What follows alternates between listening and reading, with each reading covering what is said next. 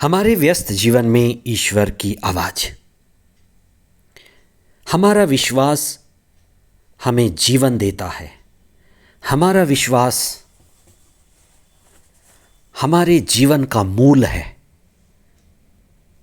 हमारे विश्वास से ही हमें शक्ति, ऊर्जा और मुक्ति का मार्ग मिलता है। आज हम इस पर चिंतन करें कि विश्वास क्यों जरूरी है। धर्मशास्त्र पर चिंतन करते हुए, प्रज्ञा में बढ़ते हुए हमें इस बात को बार बार मनन करना है, चिंतन करना है कि विश्वास का मूल आधार क्या है। ईश्वर सर्वशक्तिमान है। ईश्वर राजाओं का राजा है, महाराजा है। सब उसी का है। वही हमारे जीवन का मूल और स्रोत है, आत्मा और ज्योति का पुंज है। उसी ने ईसा को भेजा और ईसा ईश्वर की शिक्षा लेकर हमारे बीच आए, ईश्वर की बातें हमें बताए, मुक्ति का मार्ग दिखाए।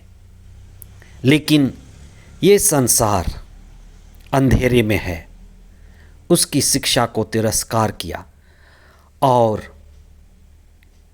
अन्याय, क्रूस और अपमानित कर उन्हें मार डाला। लेकिन ईश्वर ने उसे पुनर्जीवित किया। यही हमारे विश्वास का आधार है। 12 अप्रैल 2026 पास्का के बाद का दूसरा रविवार। पहला पाठ प्रेरित चरित अध्याय 2 पद संख्याएं 42 से 47 तक। दूसरा पाठ संत पेतरुस का पहला पत्र अध्याय 1 पद संख्याएं 3 से 9 तक और संत यूहन्ना का सुसमाचार अध्याय 20 पद संख्याएं 19 से 31 तक। विश्वास के बारे में सबसे गहरी बात अगर किसी ने कही है तो वे हैं संत पौलुस। कुरिन्थियों को लिखे गए पत्र, दूसरे पत्र अध्याय 4 पद संख्या 7 में उन्होंने एक महत्वपूर्ण बात कही है। वे कहते हैं कि हम आंखों देखी बातों पर नहीं लेकिन विश्वास पर चलते हैं। मैं फिर दोहराना चाहता हूँ, हम आंखों देखी बातों पर नहीं लेकिन विश्वास पर चलते हैं। विश्वास हमारे जीवन का मूल आधार है और ये विश्वास किसी पर नहीं है, ये विश्वास सर्वशक्तिमान ईश्वर पर है, सृष्टिकर्ता पर है, जिसने ईसा को भेजा और जिसकी शक्ति और सामर्थ्य से, आत्मा से ईसा जी उठे। इसी से जुड़ा हुआ है आज का सुसमाचार। सुसमाचार का मूल केंद्र है पुनर्जीवित ईसा। पुनर्जीवित ईसा अपने शिष्यों को अपने चारों ओर इकट्ठा करते हैं और जो उन्होंने शिक्षा दी थी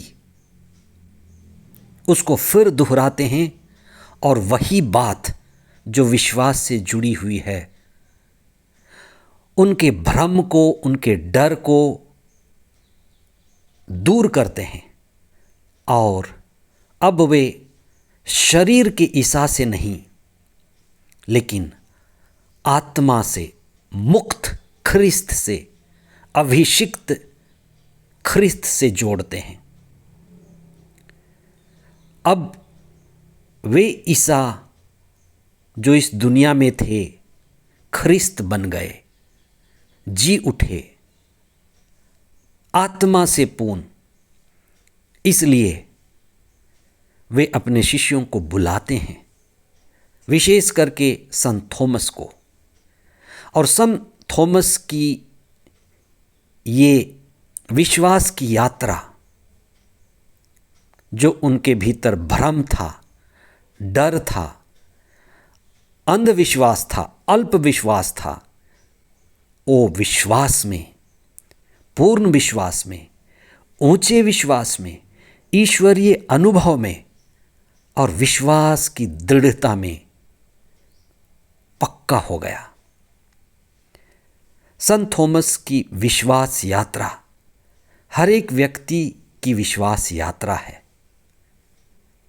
हर एक व्यक्ति का भ्रम धीरे धीरे दूर होता है। शिक्षा धीरे धीरे मजबूत और पक्की होती है और विश्वास के मार्ग पर हम बहुत कमज़ोर और भ्रमित होकर शुरू करते हैं, लेकिन जब हम शिक्षा सुनते हैं, आज के दूसरे पाठ में पेतरुस ने शिक्षा दी है, तो हमारे विश्वास को जो मजबूत करता है वह ईसा की वाणी है, नबियों की वाणी है।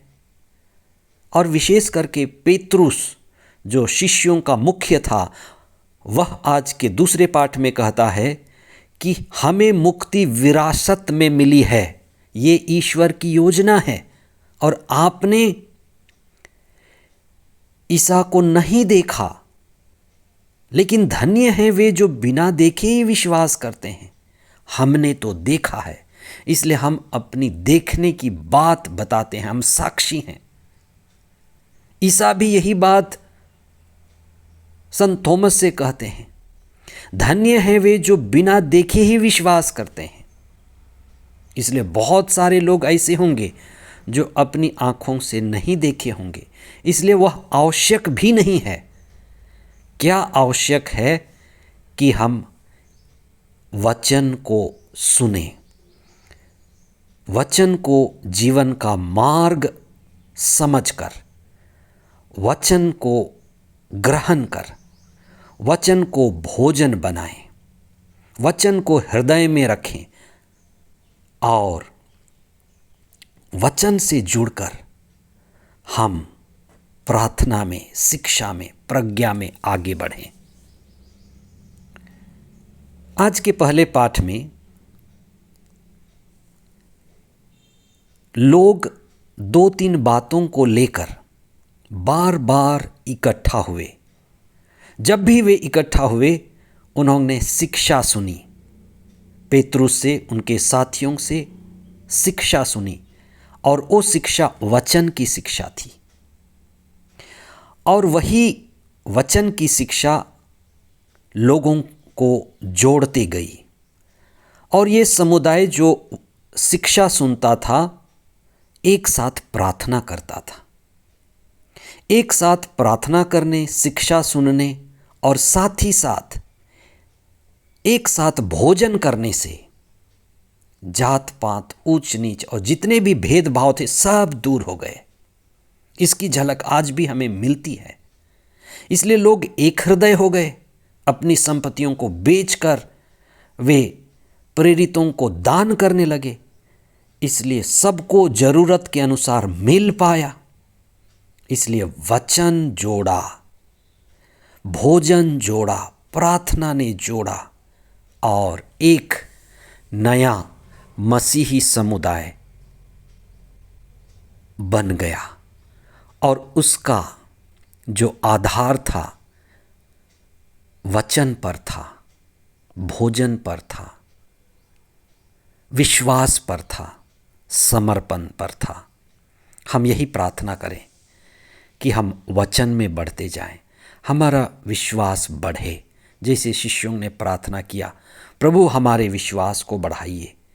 हम यही प्रार्थना करते हैं कि हम प्रभु के प्रज्ञा में बढ़ते जाएं, प्रार्थना में बढ़ते जाएं और पुनर्जीवित ईसा को प्रतिदिन अनुभव करें। आमीन।